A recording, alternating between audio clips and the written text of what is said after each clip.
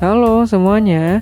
Jadi di video kali ini aku pengen nge-re-unboxing device baru aku yang baru banget aku ambil di akhir tahun lalu. Lebih tepatnya itu di akhir bulan November tahun 2021 ya teman-teman. Nah, video ini sebenarnya tuh masih nyambung sama video yang barusan aku upload beberapa hari yang lalu, teman-teman. Itu tentang yang akhirnya aku bisa ngebeli device yang selama ini aku pengen. Nah, aku doain buat teman-teman yang pengen device ini kedepannya juga dipermudah untuk cepat-cepat ngedapetin si device ini ya teman-teman. Lalu, kenapa sih aku pengen ambil iPhone 12 yang versi mini ini?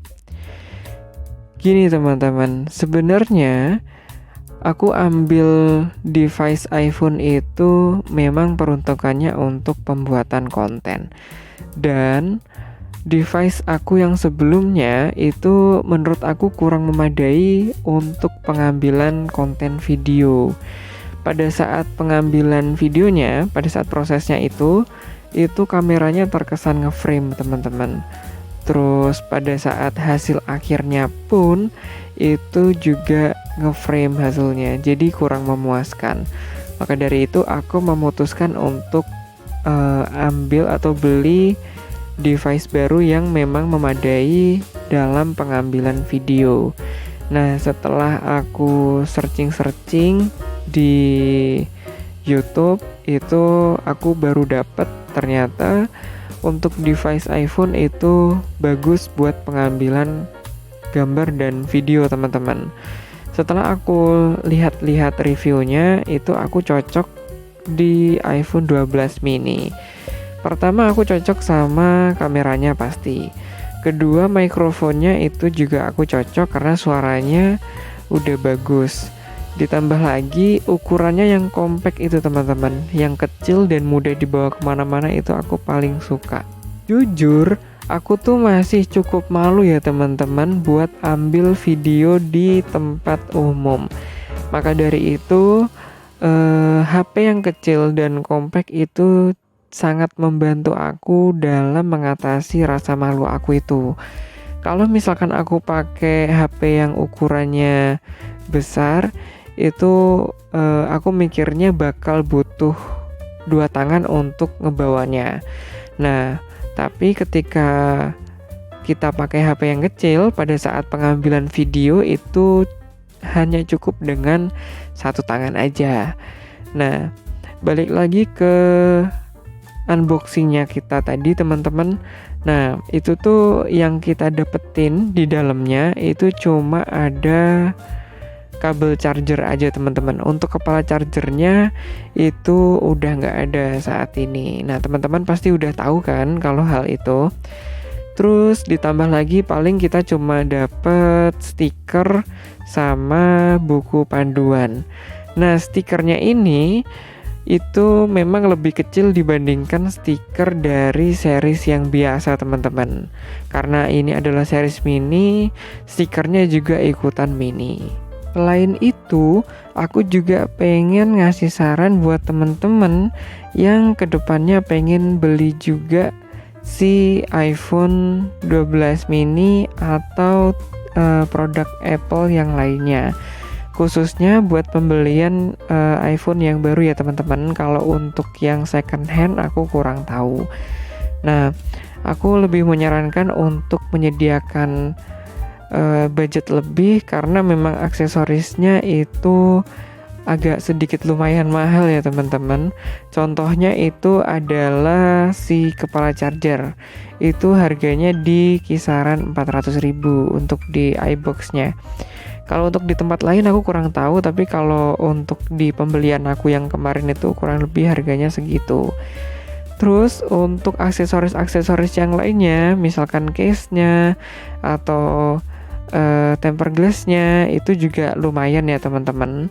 Nah, makanya kenapa untuk si case sama tempered glass itu aku beli di luar. kebetulan di dekat penginapan aku itu ada yang ngejual aksesoris handphone, dan itu cukup lumayan lengkap juga sih, makanya aku pilih beli di situ dan harganya juga lumayan miring.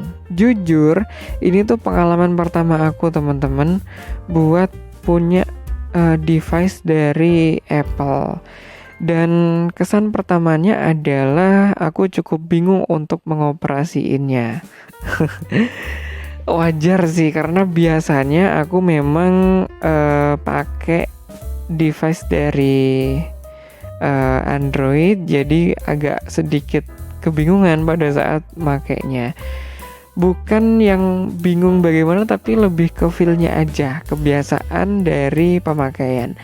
Yang biasanya misalkan kita pengen kembali ke program sebelumnya, itu kita bisa klik tombol kembali. Tapi kalau misalkan di iPhone kita bisa tinggal swipe ke kanan. Kalau misalkan pengen keluar dari aplikasi di HP ku sebelumnya atau di device ku sebelumnya, itu bisa diklik tombol home. Kalau di iPhone harus di swipe ke atas.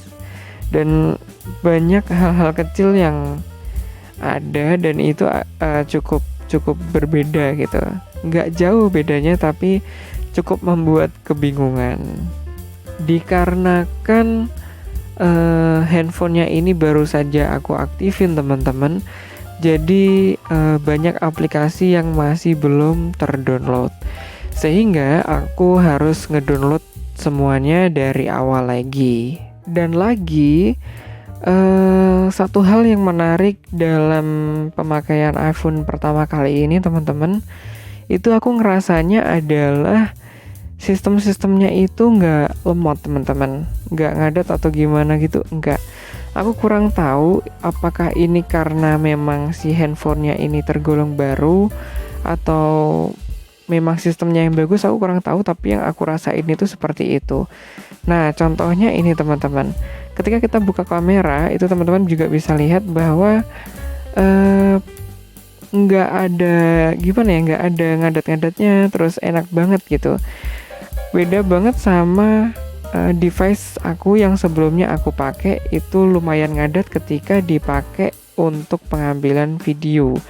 Apalagi kalau misalkan memorinya udah cukup penuh, itu tuh PR banget gitu teman-teman. Nah, untuk dipegang itu juga enak seperti ini teman-teman, aku suka banget. Mungkin itu aja teman-teman video aku kali ini, dan semoga nanti aku terus bisa konsisten buat video, dan sampai jumpa di video berikutnya.